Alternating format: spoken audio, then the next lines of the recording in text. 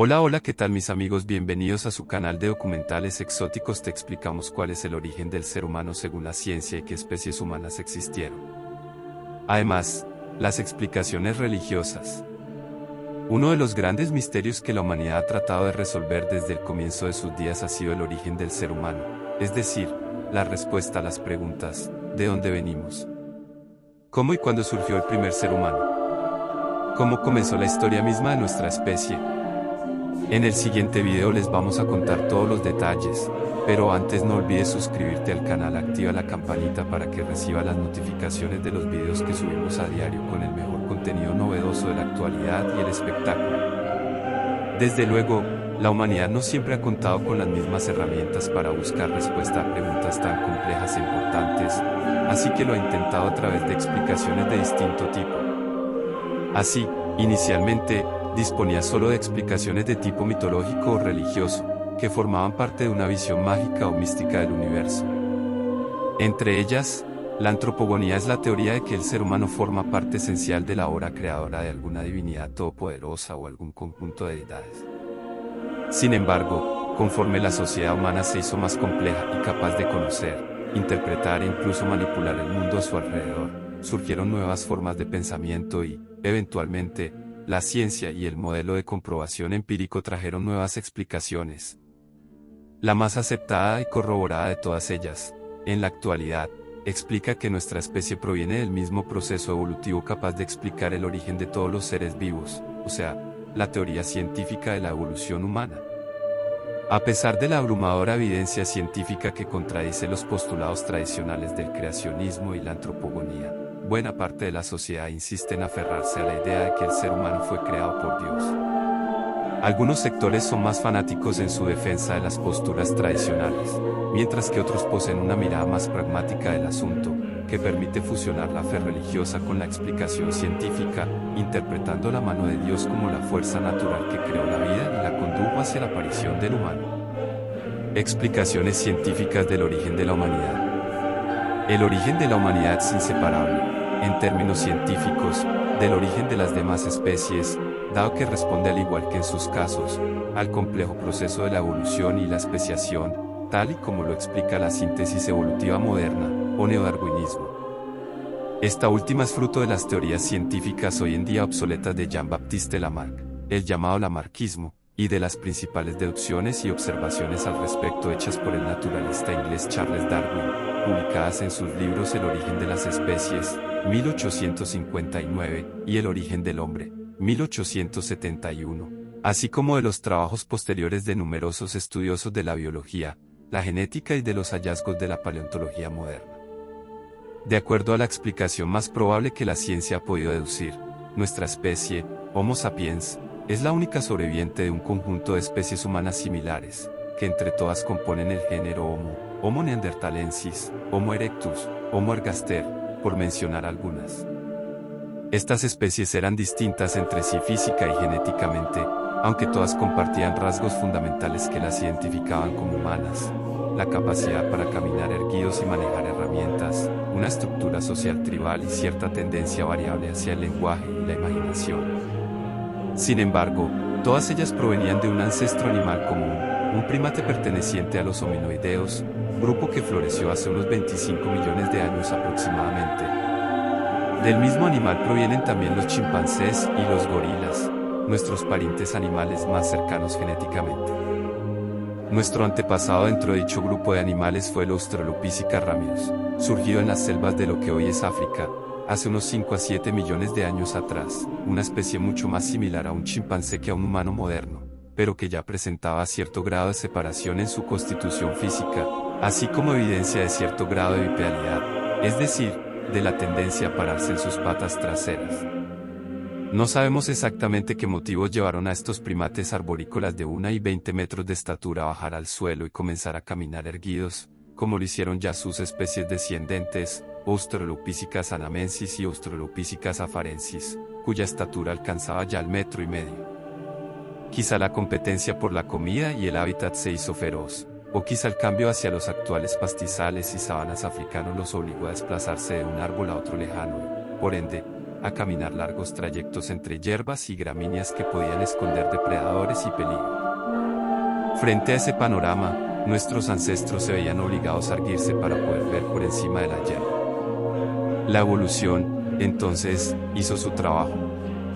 Al caminar en sus miembros traseros, las patas delanteras quedaban libres y podían ser utilizadas para transportar alimentos o incluso herramientas con las cuales defenderse, como palos y huesos.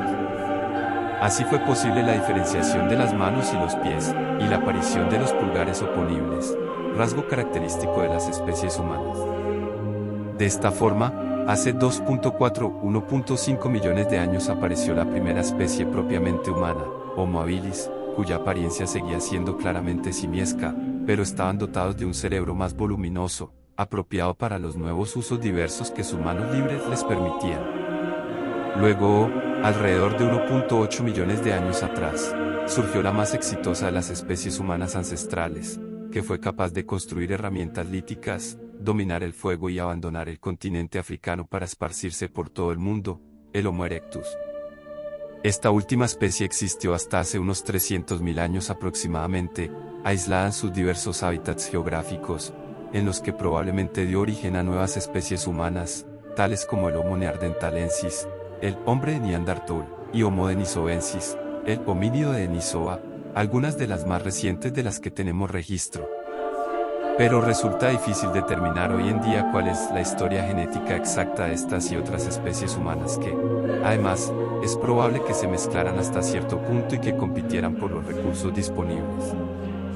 De hecho, durante el siglo XX, se pensó que el Homo sapiens había surgido en distintos lugares del planeta, siendo así descendiente de estas distintas especies, dependiendo de su raza.